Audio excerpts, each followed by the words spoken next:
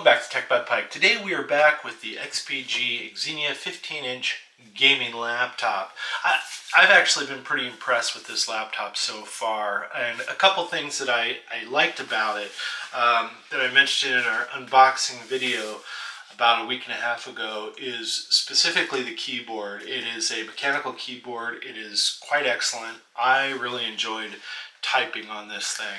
The quality of build is excellent and has plenty of I/O in the back here for better cable management, and then it has that Gen 4 SSD with the extra slot where you can put in more storage, so that's great. This comes with the i7-11800H, the RTX 3070. That is 125 watts but can max up to 145 watts. Has the 1 terabyte SSD, like I said, Gen 4. 32 gigabytes of RAM, rank 8, 3200 hertz, and you can upgrade it up to 64 gigs. Then it has the 25 by 60 1440 QHD 165 hertz matte display, and its brightness is at a 344 nits. Anyway, we did some synthetic benchmarking, we did some gaming, in-game benchmarks, and we want to bring that all to you right now, so let's get right into it. Here's the 720p camera. It's not too bad, makes me look a little washed out, but it's good for conferencing calls. And the keyboard, you can hear it over the microphones. It's a mechanical keyboard. It's actually one of the better keyboards that I've come across on a laptop. And then the microphone's not too bad either. I did a test before I recorded this video, so it's not bad. It'll do. Here's a test on the speakers with some no copyright music, and right now we're at 20.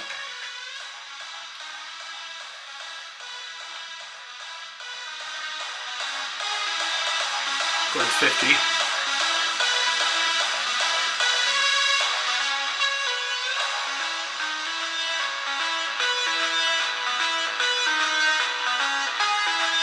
Now 100.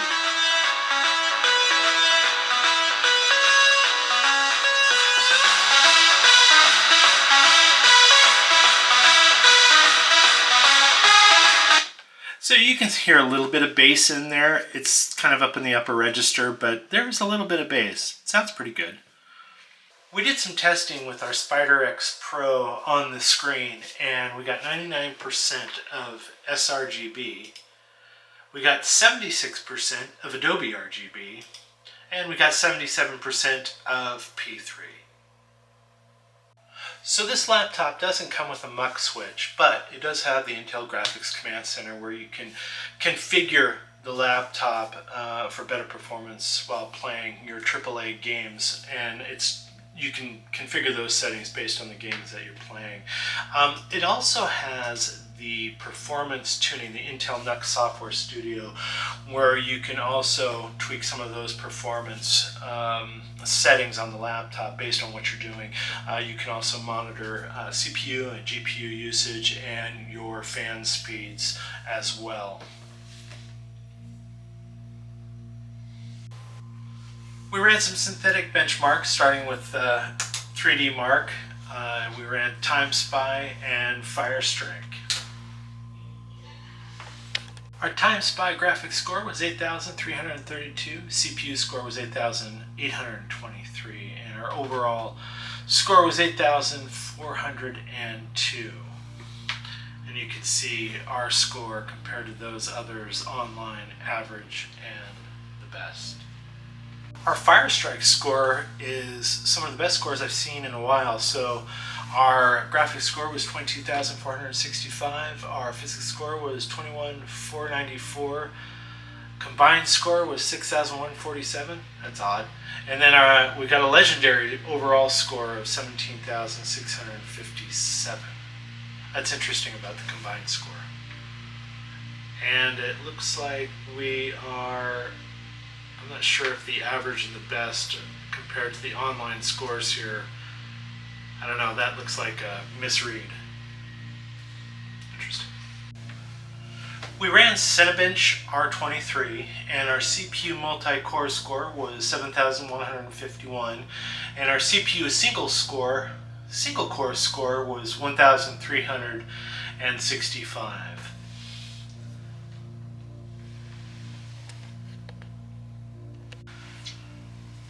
Another benchmarking tool we used was User Benchmark, and I'm going to go through some of these results. Overall, this PC is performing above expectations, 78th percentile.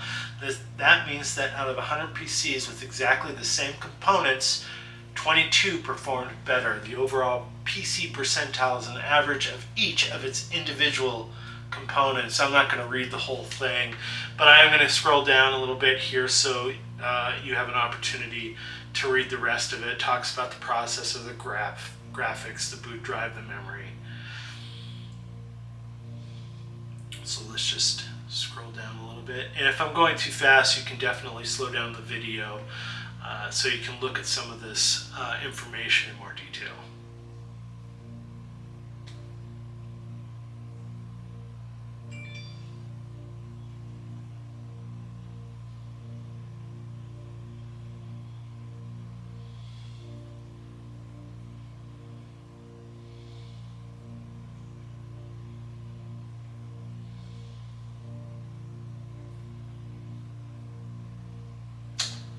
Okay, I think we've reached the end here. Let's move on. We played a little bit of Cyberpunk, and this game was set on high settings, and the laptop was also set to high. And right now we're getting around 35 to about 37 FPS.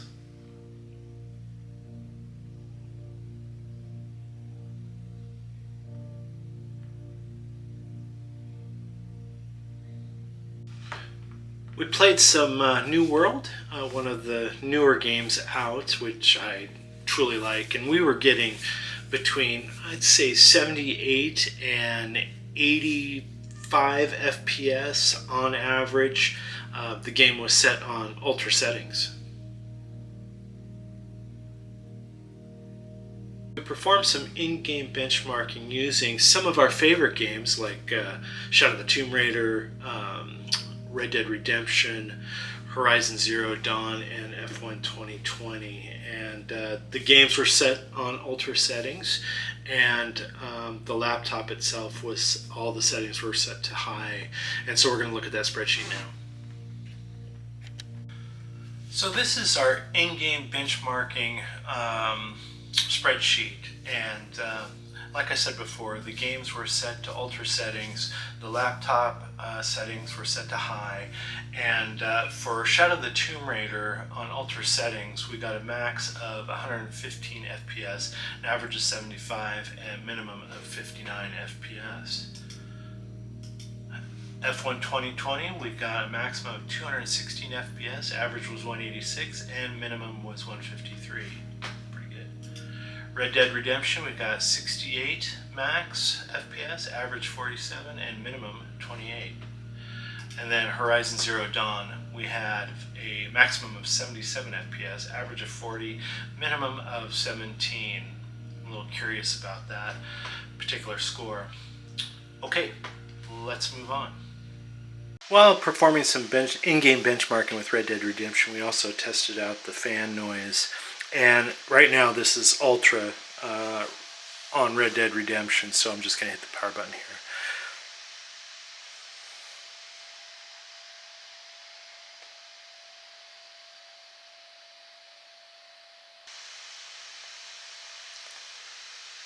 We're probably getting around 47, 48 decibels with the laptop and the game on ultra.